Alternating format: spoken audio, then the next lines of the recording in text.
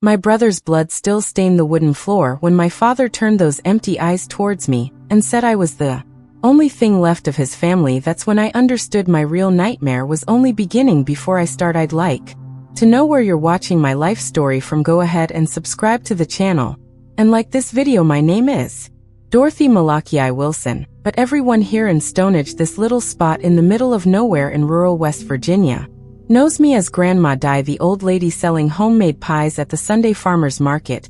I'm 84 years old with hair as white as cotton and hands calloused from decades of hard work. Those who see me today always smiling and giving treats to children can't imagine the story of pain and resilience I carry in my heart. I was born in 1941 in a simple wooden house on a small farm about 5 miles from town. Our property wasn't much, about 30 acres, mostly tough scrubland, but with some good soil for planting corn, beans, and potatoes when the rains came at the right time. We also had some cattle, chickens pecking around the yard, and an old mule named Dusty who pulled our wagon when we went into town.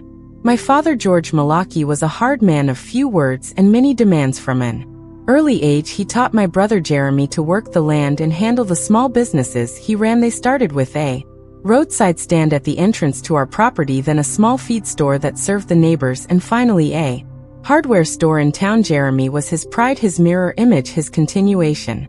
In this world, a man who doesn't leave a son to follow in his footsteps is like a tree without roots, leaves no mark on this world, was what Daddy always said when he'd had a few wisies after dinner and started philosophizing about life. My role was to help Mama with housework, learn to cook, so make soap and preserves. For a woman to have value, she needs to know how to keep a house proper and please her husband. My mother, Sarah, would teach me, always with her head down, agreeing with everything that came from my father. Jeremy was 10 years older than me, a handsome young man with an easy smile and the slanted eyes he'd inherited from our grandmother, who they said had Cherokee blood. Unlike father, he was kind to me, brought candy from town, taught me to whistle, told ghost stories that made me sleep with the blanket pulled up to my neck on winter nights. When I inherit all this, I'll take care of you, Di. I'll build you a pretty house with a big porch and a kitchen full of cookware, he promised. But fate is a treacherous beast that doesn't respect plans or promises. In 1958, when I was 17 and Jeremy was 27, measles swept through our region like a storm, taking down people everywhere. First the school children,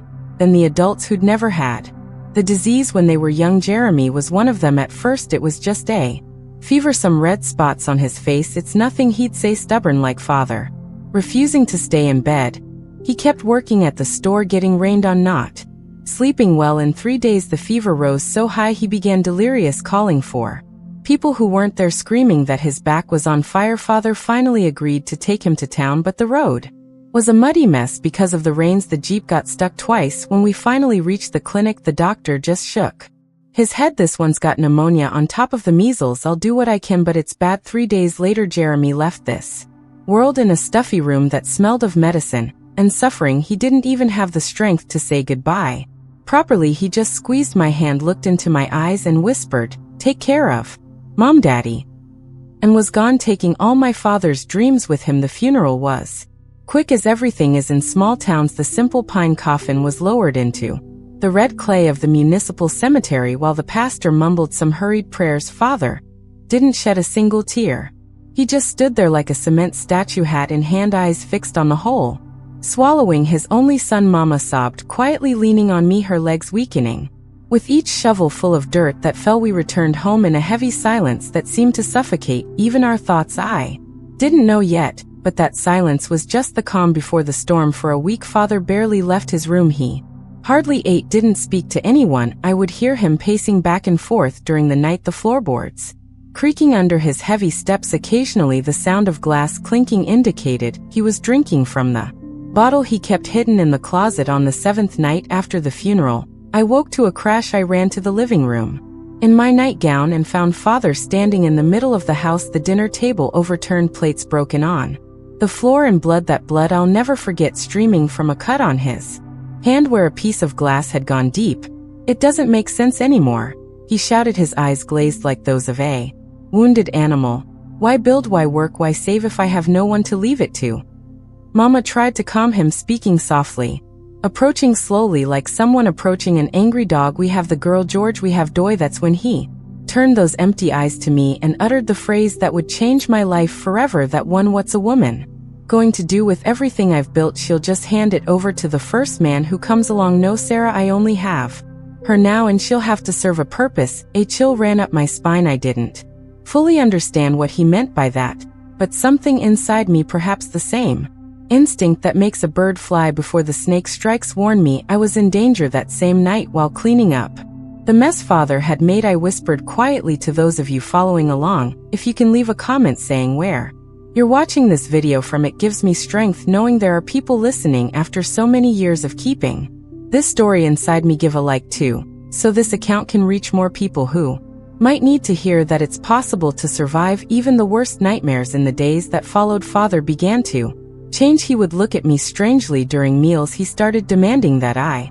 learn about the business, that I accompany him to the store in town, that I understand accounts, buying and selling, inventory. "If you're going to inherit all this, you need to know how to take care of it," he would say, but there was no concern in those words, only contained rage, as if each explanation was an accusation. "You're not Jeremy, you'll never be." At night after dinner, he began to drink more than usual. The whiskey that was once just a sip or two became 1 or 2 entire bottles, and with the drink came violence, first against objects, breaking things, punching walls, kicking doors, then against my mother. A shove here, a slap there, always followed by senseless accusations. "It was your fault, you didn't take care of him properly. When he was little, you made him weak." Mama would just lower her head and accept it all as if she deserved it. I tried to interfere, put myself between them, got some pushes too, but nothing compared to what was to come. 3 weeks after Jeremy's funeral, I woke in the middle of the night to the sound of my door creaking. At first I thought it was Mama, who sometimes came to cover me when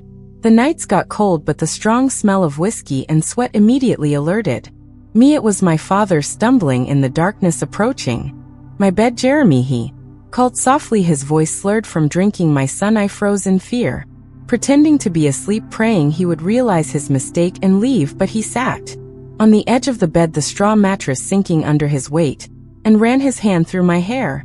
"You've come back," he murmured. "I knew you would come back." When I tried to move to say I was Dorothy, not Jeremy, he grabbed my arm hard.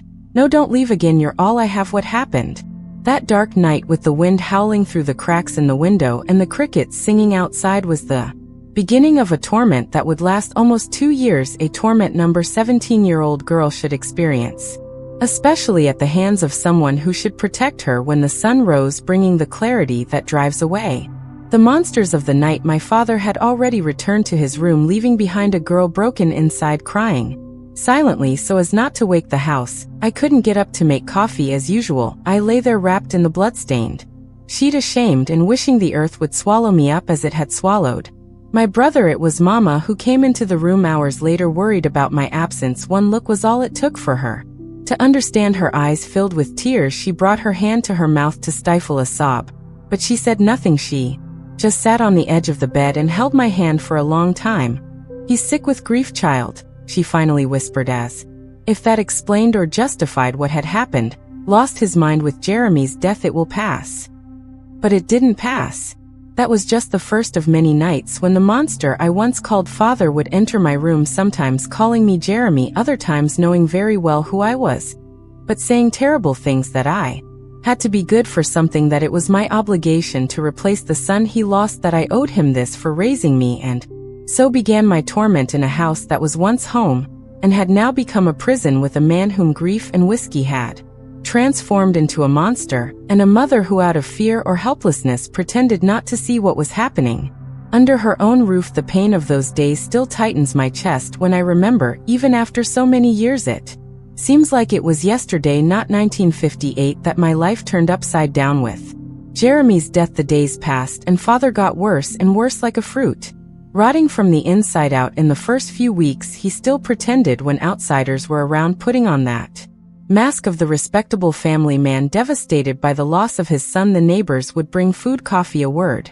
of comfort. The pastor would show up now and then to say a rosary, to say that God knows what he's doing. Those things pastors say when they don't know what to say. No one suspected what happened when the door closed, and there were just the 3 of us in that isolated house. I remember one Sunday when Mr. Anderson, the owner of the general store in town, came with his whole family for a visit. They even brought a cornbread that his wife had made. Father received them all politely, offered coffee, talked about the weather, the crops, how difficult it was to run the store without Jeremy. I stayed quiet in a corner serving the visitors, avoiding looking at anyone. When Mr. Anderson asked if I was going to take over the family business, Father gave a yellow smile. What does a woman know about business, Mr. Anderson? She'll help me until I find a worthy son-in-law, then I'll pass everything to him to take care of. In those days, people thought that kind of thing was normal. Nobody questioned it. Mr. Anderson's oldest daughter even commented that I looked worn out, but her mother quickly cut her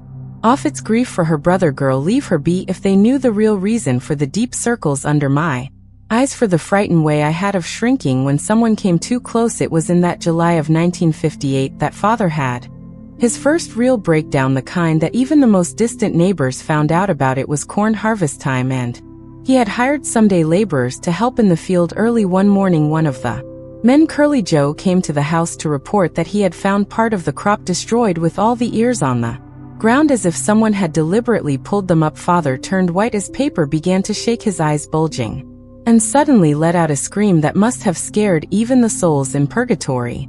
It was him, it was Jeremy. He's angry with me. He ran out into the middle of the plantation, knocking down more corn along the way, screaming my brother's name, begging forgiveness, saying things that made no sense. The men had to forcibly restrain him, bring him back to the house. It turned out it was just a herd of wild boars that had invaded the field during the night. But in Father's disturbed mind, it was a sign from beyond. After this episode, his madness became increasingly difficult to hide. At the hardware store in town, he would yell at customers, thinking they were trying to cheat him. He accused employees of theft without any proof. He began to see Jeremy's shadow everywhere, behind the stacks of bricks, in the dark corners of the warehouse, hidden among the bags of cement. It wasn't long before customers began to dwindle. Nobody wanted to do business with a man who would suddenly start talking to the air, who would drop merchandise on the floor in fits of rage, who one day would sell on credit with smiles, and the next day threaten the same customer with a knife if they came to collect change. It was around this time that the town pharmacist, Mr. Evans, prescribed a medicine for Father, some white pills that came in a dark vial with a Latin label. It was to calm the nerves. He said Mama tried to make Father take it secretly in his coffee, but he always suspected trying to poison me. Woman, think I don't know what you and your daughter are plotting. On one of these occasions, he threw the hot coffee in Mama's face. The burn left a red mark on her cheek that never properly healed. Even so, she continued to protect him, telling others that it wasn't his fault, that it was the pain of loss that had taken his mind. Sarah, why don't we leave here? I asked softly one night while we were putting lard on her back where a belt had left purple welts. We could go to Aunt Virginia's in Charleston. You yourself say she's always inviting us. Mama just shook her head, eyes downcast, her voice almost gone. And leave your father like this, sick? What will others think? No, girl, a man is a man. We have to endure. God wanted it this way. She paused, ran her hand over her tired face. Besides, where would I go with a daughter who's no longer fit to marry? Those words cut deeper than any belt.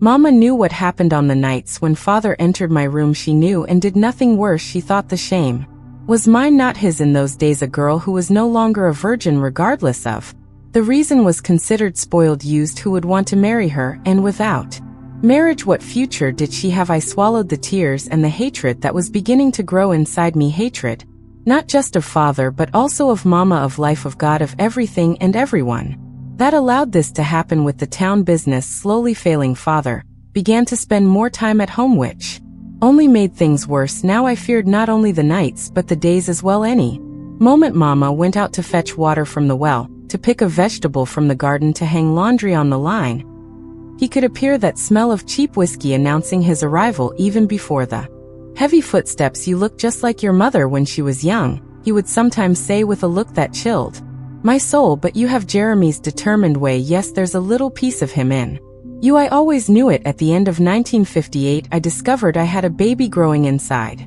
me. For almost 2 months I hid it as best I could. I wore loose clothes, tied tight bands around my belly, avoided eating too much in front of others to prevent vomiting afterward. But a woman's body doesn't keep that kind of secret for long. It was Mama who noticed first, of course. She was watching me take a bath in the back room where we had an improvised tin shower. She entered without knocking as she always did and stood looking at my belly, which was already beginning to show a small bulge. "How long?"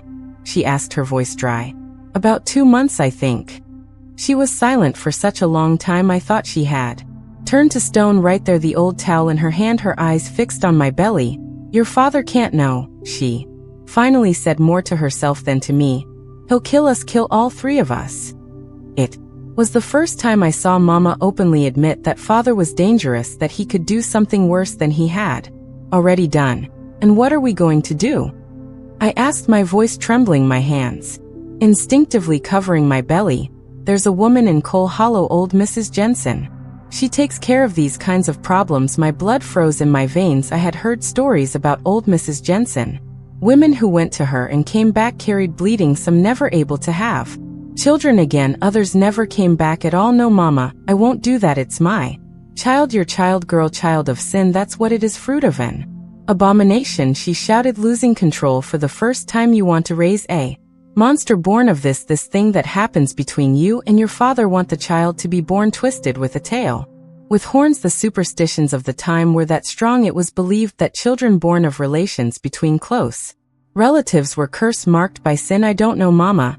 I just know I won't kill my child before it has a chance to be born." The conversation ended there, with Mama leaving, slamming the door, and me crying alone, the cold shower water mixing with my hot tears. In the weeks that followed, Mama tried everything.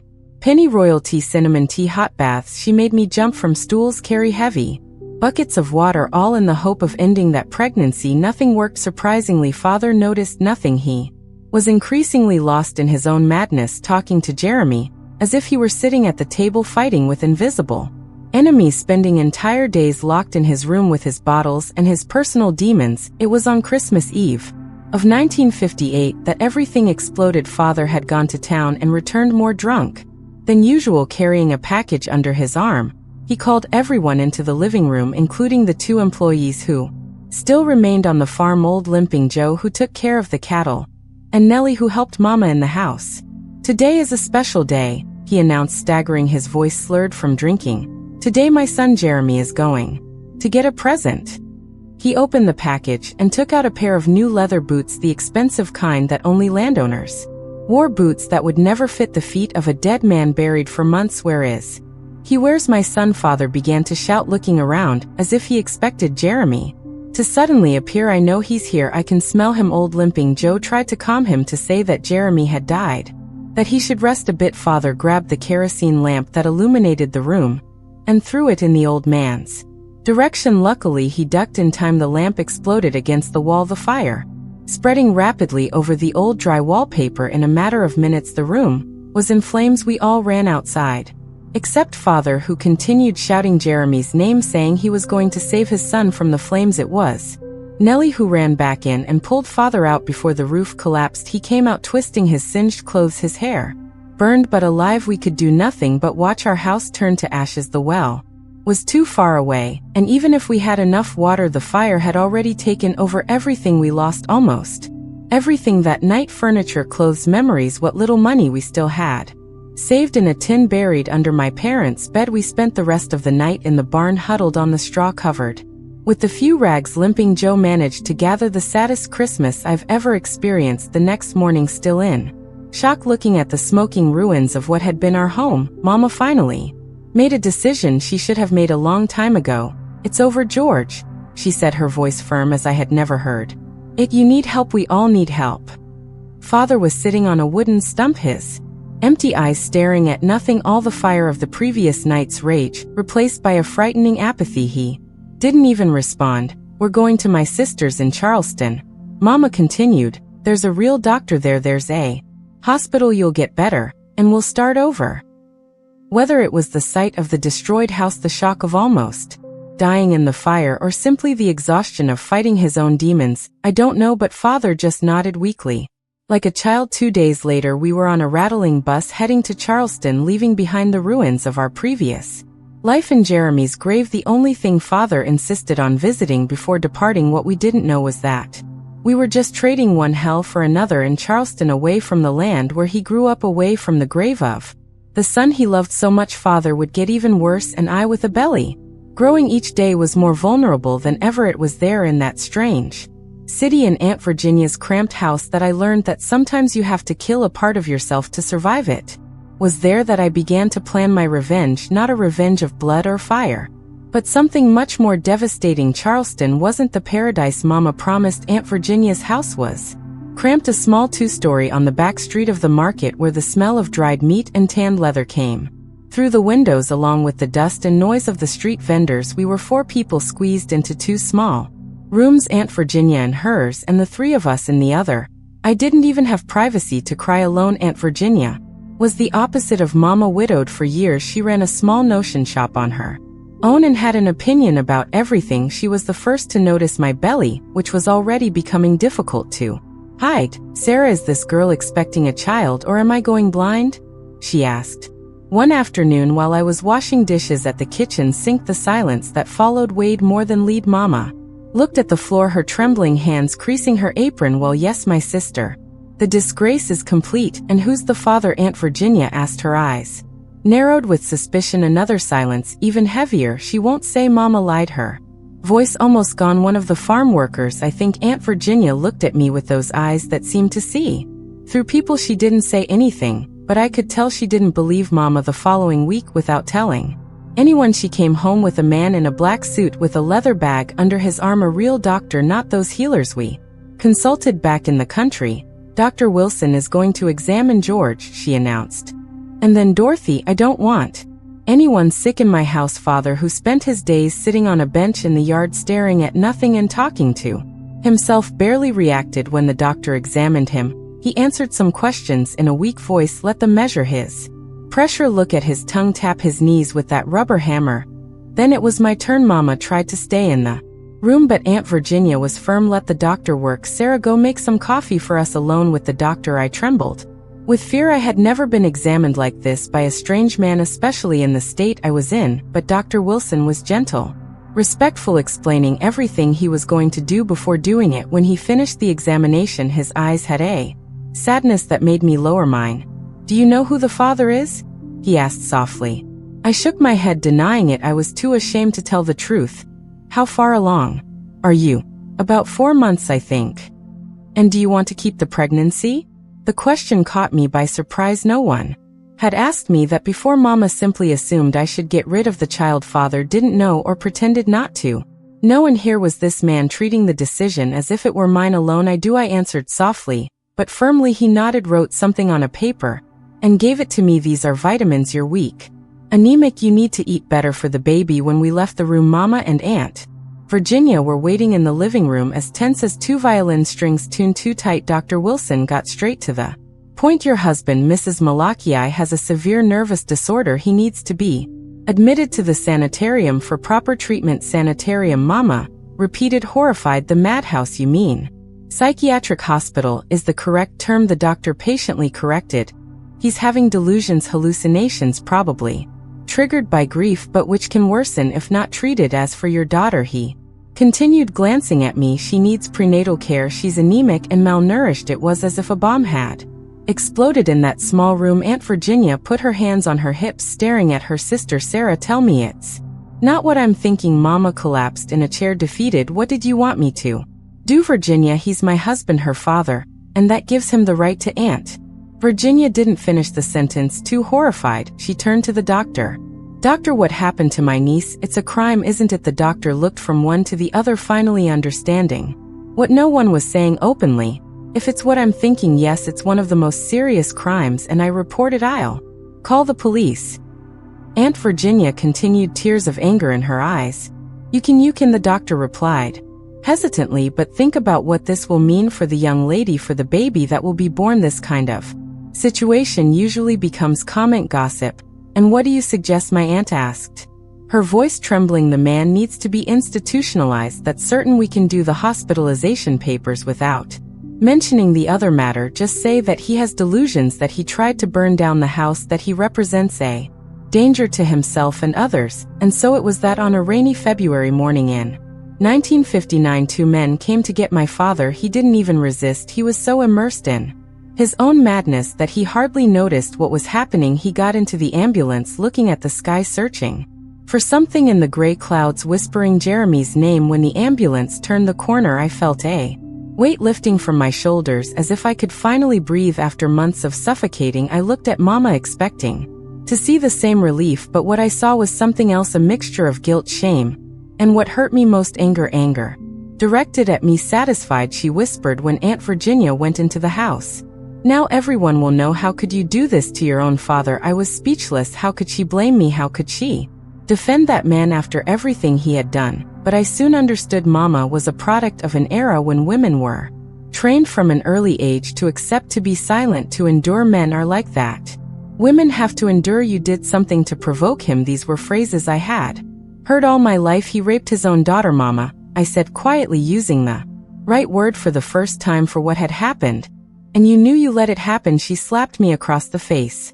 The only one she ever gave me in my entire life. Never repeat that again. Your father is sick. He doesn't know what he's doing. Aunt Virginia appeared at the kitchen door, attracted by the shouts. If you hit her one more time, Sarah, it's you who leave this house, not her. It was the beginning of a Cold War that lasted for months. Mama barely spoke to me, as if I had betrayed the family by allowing father to be hospitalized.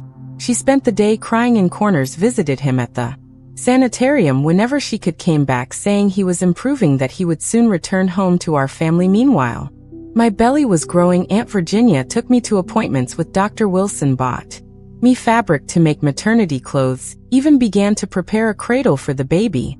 To explain my situation to the neighbors and acquaintances, she invented a story that I was a widow, that my husband had died in a farm accident shortly after the wedding. In those days, being a widow was more acceptable than being an unwed mother. It was during one of these appointments, already in the 6th month of pregnancy, that Dr. Wilson gave me news that changed everything. Miss Dorothy, you are expecting twins. I almost fell off the chair. Twins, 2 children to raise alone in a time when I could barely imagine how I would raise one. Are you sure, doctor? Absolutely. You can hear 2 distinct little heartbeats. I left the office dazed, my hands on my belly, which now made more sense. Too big for the stage of pregnancy. Aunt Virginia, who was waiting for me in the waiting room, saw my face and immediately asked what had happened. It's 2 auntie, 2 babies. She widened her eyes, made the sign of the cross, and then to my surprise opened a smile. God knows what he's doing, girl. It will be difficult, but we'll manage. That night, lying in the narrow bed I shared with Mama, who slept with her back to me,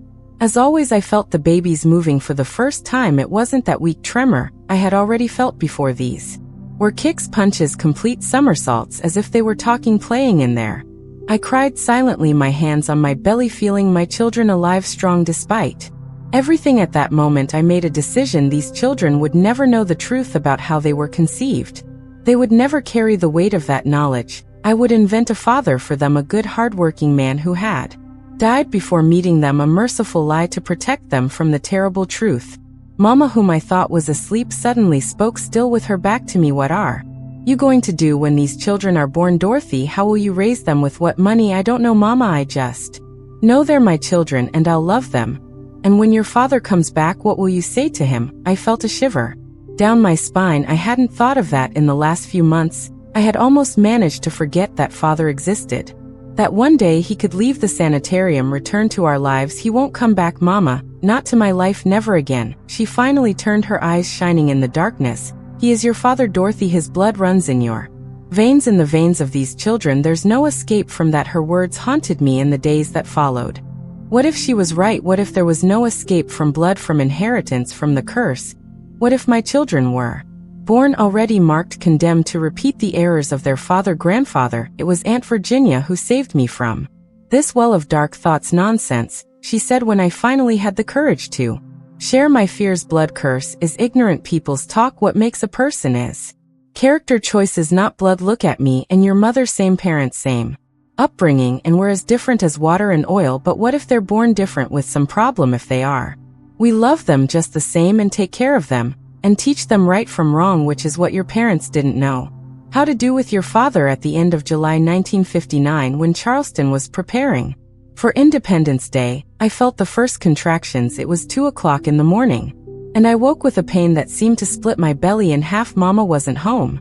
She had gone to spend a few days at the sanitarium with father, who according to her was having a worse crisis than the previous ones. Aunt Virginia, always practical, had already arranged everything with an experienced midwife who lived 2 blocks down. In 20 minutes, Mrs. O'Leary was at my side examining me, with callous but gentle hands guiding me through the pains that increased with each minute. "It's going to be a difficult birth, girl," she warned. "There are 2 and they're coming a bit sideways. You'll need strength." Strength was something I had learned to have in recent months. The 16 hours of labor that followed were the hardest of my life up to that point, but when I finally heard the cry of the first baby, followed minutes later by the second, it was all worth it. 2 boys, announced Mrs. Ori, placing the little ones wrapped in clean towels in my arms, strong as bulls. Despite having come early, I looked at those red, wrinkled, perfect faces and saw no shadow of my father in them, just new pure life waiting to be written. I cried with relief, with joy, with fear, with everything together.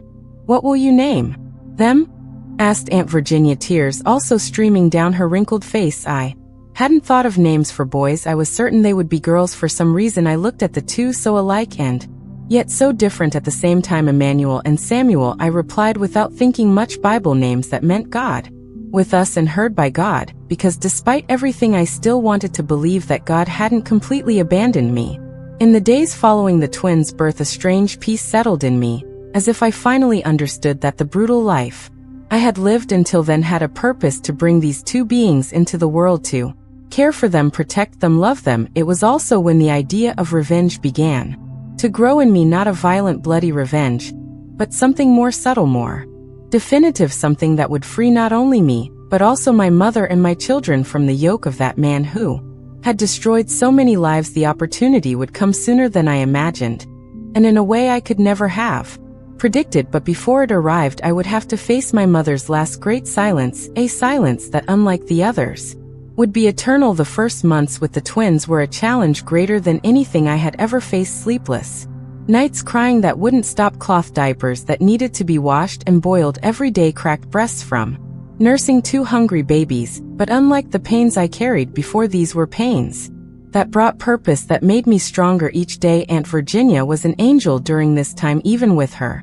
advanced age, she would wake up in the middle of the night to help me with the boys, taught old tricks to calm colic, to make the babies burp, even invented a double sling so I could carry both at once when I needed to go to the market or to church. Mama returned from the sanitarium 3 weeks after the twins' birth. She entered the house silently, looked at the baby sleeping in the improvised cradle, and didn't say a word. She seemed older, more hunched, as if the weight of the world had doubled on her shoulders. "How is father?" I asked, more out of politeness than interest. "Worse," she responded simply.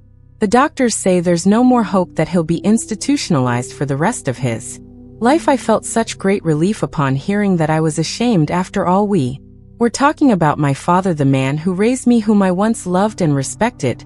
But the truth is that the prospect of him never leaving that place, never being able to hurt us again, was like taking an enormous weight off my shoulders. "Did the doctor say anything else?"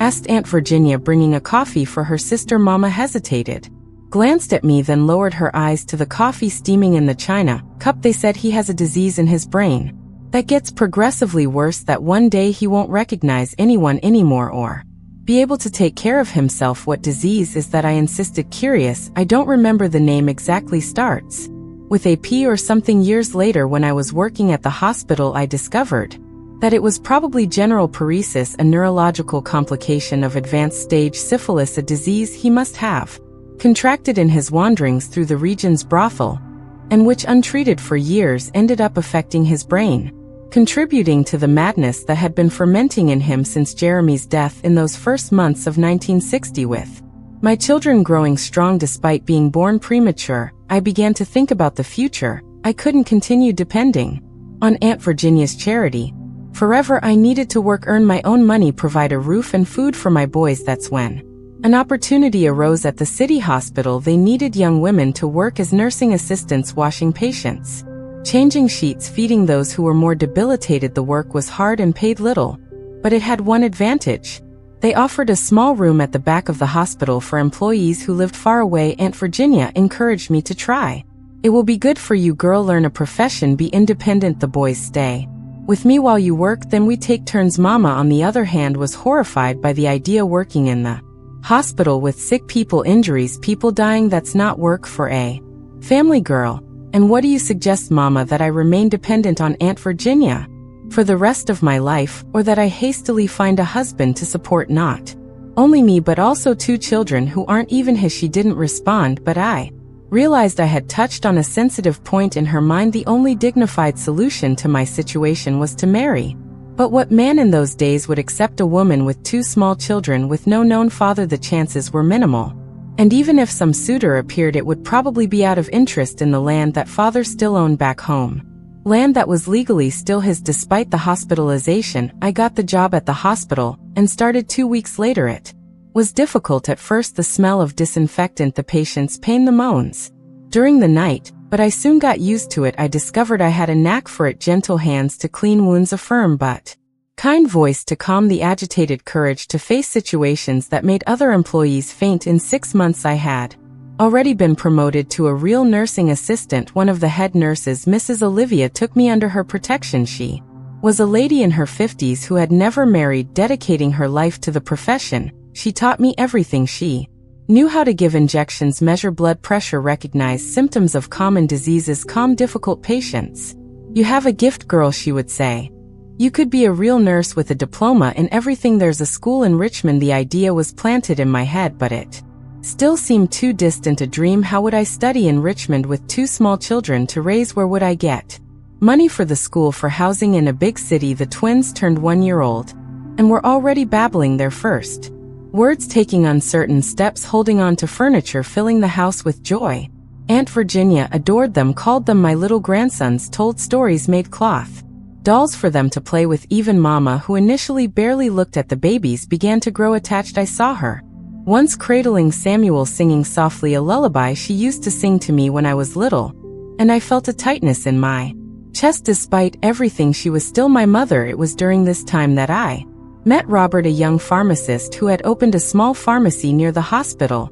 He would always come to deliver medications to the ward, and we started talking. He was an educated gentleman from a good family. Soon we were having dates, always accompanied, of course, as the custom of the time demanded. He knew about my situation, that I was a widow with 2 small children, and didn't seem to mind. I admire your courage, he told me once as we walked in the park after Sunday Mass, raising 2 children alone, working at the hospital, facing people's prejudice. Not just any woman would do that. For a moment I allowed myself to dream maybe he was the fresh start I had been waiting for. Maybe we could form a family, him, me, Emmanuel, and Samuel, a real family based on respect and affection, not on fear and abuse.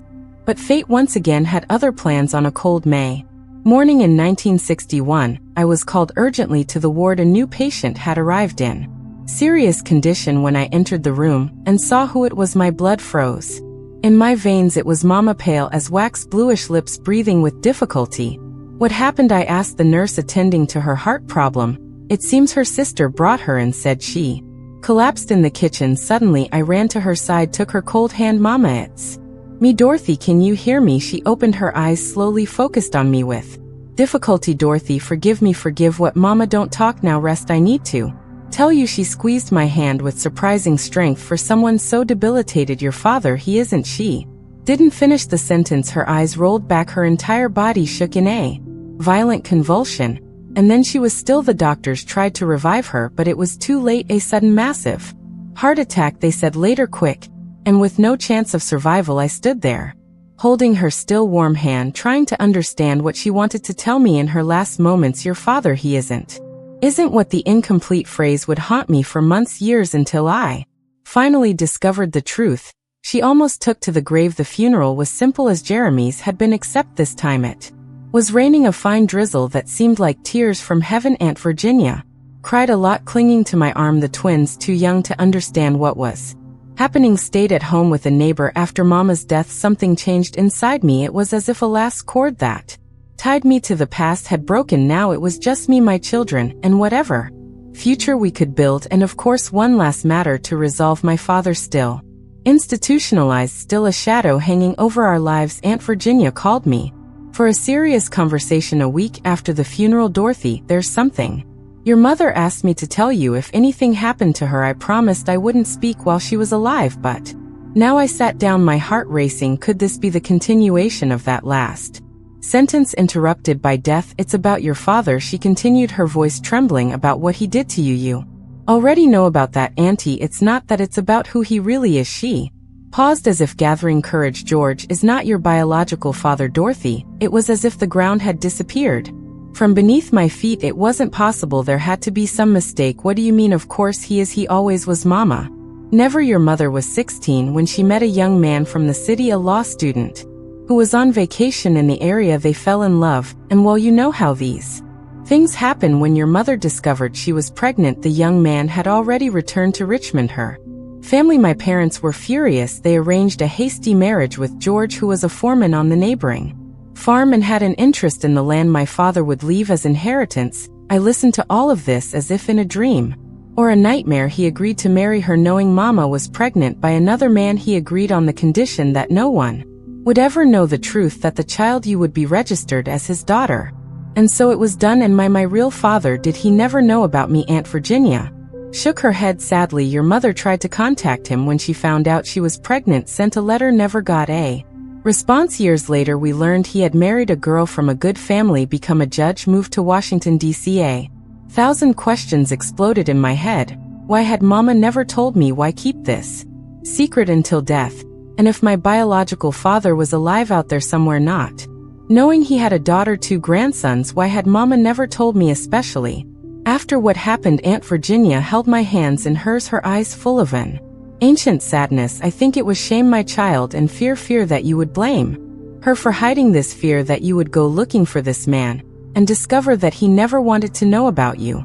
And then when George did what he did, I think she became even more afraid that you would think she had let it happen because he wasn't your real father. Suddenly everything made a new terrible sense. Father's hateful look when I was born a girl, when he was expecting a boy, his obsession with Jeremy, his only real son, the ease with which he crossed that forbidden line, violating the daughter he never truly considered his own, and Mama, her silence, her guilt, her inability to protect me. Everything now had a new layer of meaning. It wasn't just fear of a violent husband, it was fear that a secret kept for decades would come to light. That night alone in my little room at the back of the hospital, I cried all the tears I still had to cry for the girl I was, for the mother I lost, for the father I never knew, for the children who now carried the blood of a man who wasn't even my real father. When the sun rose, an idea had formed in my head, an idea so perfect, so just so deliciously vindictive that I almost smiled thinking about it. The revenge I had dreamed of for so long was now within my reach,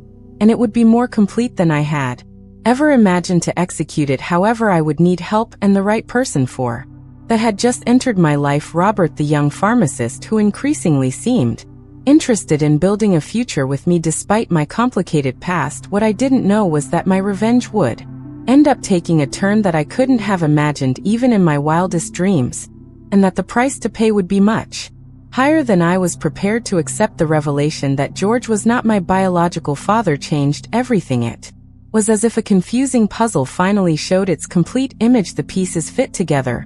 Why he always favored Jeremy, why he looked at me with that disguised anger, even when I was small, why he crossed that unforgivable line so easily.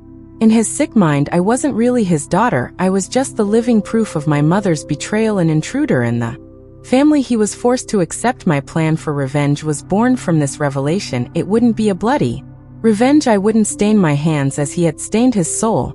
It would be something more sophisticated, more complete, something that would take from him the only thing that still mattered: his name, his inheritance, his legacy.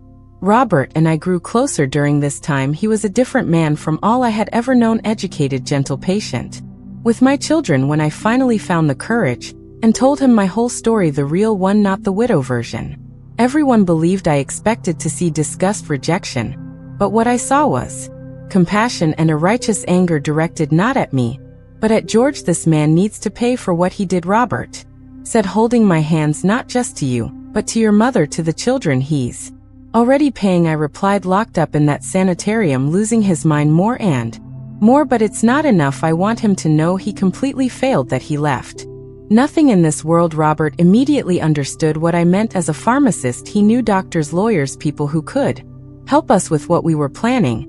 And so we began our journey to legally destroy the man who had destroyed my childhood. The first step was to find a lawyer in Richmond, Mr. Jennings, a childhood friend of Robert's. I explained my situation, the truth about my birth, the abuse I suffered, the twins who were born from that violence, my desire to cut any legal connection with George. What exactly do you want, ma'am? Asked the lawyer after listening to everything in silence. I want to change my name and my children's names. I don't want anything from that man, not the surname, not the land, not a penny of the money. I want it to be as if we never existed. For him, Mr. Jennings explained, it would be complicated. We would need to prove that George was not my biological father, which without a paternity test, a rare thing in those days, would be almost impossible. We would have to prove the abuse, which would mean exposing the whole story in court, subjecting myself to public scrutiny and judgment. Are you sure you want to go through this, Miss Dorothy? It will be painful, and the children, one day they'll grow up, ask questions, I'm sure, I replied without hesitation. I prefer that my children know the truth when they're old enough to understand, rather than grow up carrying the name of a monster. While we prepared the legal process, I continued working at the hospital. It was there that I met Dr. Thomas, a young doctor who came to work in the psychiatric ward. We soon became friends. I helped with his consultations. He taught me about mental illnesses, the new treatments. One afternoon, while we were talking about a patient, I mentioned that my father was institutionalized in a sanitarium in Charleston. What a coincidence, he said. I'm visiting that sanitarium next week. I'm doing research on treatments for chronic patients. What's his name? I hesitated for a moment, but something told me I could trust this Dr. George Malaki. But he's not my father. Not really. I told the whole story once again. Dr. Thomas listened attentively without judgment. If I may be so bold, Miss Dorothy, I think I can help with your legal process. It would be useful to have an updated medical report on Mr. Malaki's mental state. I can do this assessment when I go to the sanitarium if you authorize it. It was as if fate was conspiring in my favor. A week later, Dr. Thomas returned from the sanitarium with news that exceeded all expectations. Mr. Malachi is in an advanced state of paralytic dementia, probably caused by untreated syphilis he barely recognizes. Where he is confuses people, has constant delusions. According to the nurses, he calls for Jeremy all the time, believing his son is alive, and comes to visit him. Did he ask about me or my mother? The doctor hesitated, as if pondering how much he should say. Actually, he doesn't remember you. When I mentioned your name, he asked who that was. When I explained you were his daughter, he became agitated, said he never had a daughter, only a son named Jeremy. That hurt more than I expected. Even after everything, a part of me still wanted to have existed for him, if only as an object of hatred. Being completely forgotten seemed worse somehow. But Dr. Thomas's report was crucial for our process. With the medical certification that George was permanently mentally incapacitated, incompetent, and with no prospect of improvement, we were able to move forward with the name change request without needing his consent. In September 1962, I finally received the news I had been waiting for. The judge had granted my request. My children and I could adopt a new surname. I chose Wilson Roberts' surname. It was as if I were honoring the only person who had truly supported me when I needed it most. Dorothy Wilson, I repeated to myself, savoring each syllable. Emmanuel and Samuel Wilson. It sounded good, sounded clean, new, without the weight of the bloody history we carried before. But my revenge wouldn't be complete with just that. There was still the matter of the land, the material inheritance that George valued so much, the land where I grew up, where Jeremy was buried, where so many tragedies had occurred. A part of me just wanted to give it all up. I didn't want anything that had belonged to that man. But Robert, always practical, made me see that those lands could mean a better future for my children. And there was another consideration. If I completely gave up the lands, they would go to distant cousins of George, people who had never lifted a finger to work them, who would probably sell everything to the first interested party. With Mr. Jennings's help, we filed a process for the lands to be divided. One part, the part where the house in Jeremy's grave were, we sold to pay for George's medical and hospitalization expenses. The rest would be held for my children when they came of age. In November 1962, news arrived that would put the final period on this story. George had died in the sanitarium, victim of pneumonia that his weakened body couldn't fight. He died alone, without family at his side, calling for a son who was no longer among the living. I didn't go to the funeral. I only sent a wreath of flowers without a card. Without a message, it was the most I could do. A few months later, Robert asked me to marry him. He knew it would be difficult, me with 2 small children with a complicated past, him from a good family with a promising future ahead, but he insisted he didn't care what others would think. I want to build a life with you, Dorothy, with you and your children. We can start over somewhere else if you prefer. I married Robert on a Sunday in April 1963 in a simple ceremony at the Charleston, Maine church. Aunt Virginia was the only family present on my side. Emmanuel and Samuel, almost 4 years old, were the page boys, carrying the rings with the comical seriousness that only children can maintain on formal occasions. 2 weeks later, we left for Louisville, where Robert had received an offer to manage a larger pharmacy. It was the chance to start over in a place where no one knew our history, where we could just be a normal family, a couple and their 2 children. I never returned to West Virginia. I learned through letters from Aunt Virginia that the lands were sold, that the house gradually fell down, that new owners built something different in its place. Even Jeremy's grave ended up lost when the new owner decided to tear down the fences and plant corn across the entire property. The years passed. Robert was a wonderful father to Emmanuel and Samuel, who grew up calling him Dad without ever questioning. When they turned 12, I thought it was time to tell them the truth, not all of it, of course, but a softened version, that their biological father had been a sick man who did bad things, who couldn't care for them, that Robert chose them as children of his heart, which was even more special than being a father by blood. They accepted it with the surprising naturalness that children sometimes have. So we have 2 fathers, asked Emmanuel, one who made us and one who raised us. I nodded, relieved to see they understood without drama. I prefer the one who raised us, concluded Samuel, going back to playing as if that conversation hadn't been one of the most difficult moments of my life. In 1975, Aunt Virginia passed away at the age of 84. She was the last connection I had to my past in West Virginia. With her departure, I felt that a chapter was finally closing for good. I made an important decision that year. I went back to school, realizing the old dream of becoming a qualified nurse. Robert supported me as always, helping with the children, now teenagers, taking on more responsibilities at home, so I could study at night. In 1978, at the age of 37, I finally received my diploma. It was one of the happiest days of my life. Life followed its course. The boys grew up, graduated. Emmanuel became an engineer. Samuel followed Robert's footsteps and became a pharmacist. Both married, gave me grandchildren who became the joy of my old age. Robert and I built a quiet life based on respect and companionship, so different from the turbulent marriage of my parents. In 1993, I lost Robert to a devastating cancer. It was an immense pain, but different from others I had felt. It was a clean pain, without guilt, without regrets. We had lived well, loved well, built something good together. Today, at 84 years old, looking back, I see that my revenge was more complete than I could have imagined. I didn't need to lift a finger against George. Life itself took care of punishing him with the disease he himself sought in his escapades, with the loneliness of his last days, with the forgetfulness that covered his name and memory. He wanted so badly to leave a legacy, to have his name perpetuated through a son. In the end, his name died with him. His biological grandchildren, the children of the daughter he despised because he believed she wasn't his, carry another surname, call another man father, built brilliant lives without ever knowing the evil that carried in the blood running through their veins. If there is justice in this world, this was it, not in the direct, bloody revenge I dreamed of so many times when I was young, but in the complete erasure of a man who thought his name and his blood were so important. My name is Dorothy Wilson, and this was my story. If it touched your heart in any way, please leave your like so others can know it too. Tell me in the comments where you're watching from, as each message makes me feel I'm not alone sharing this heavy burden. And subscribe to the Grandparents' Tales channel to follow other stories of women who, like me, found strength where there seemed to be none.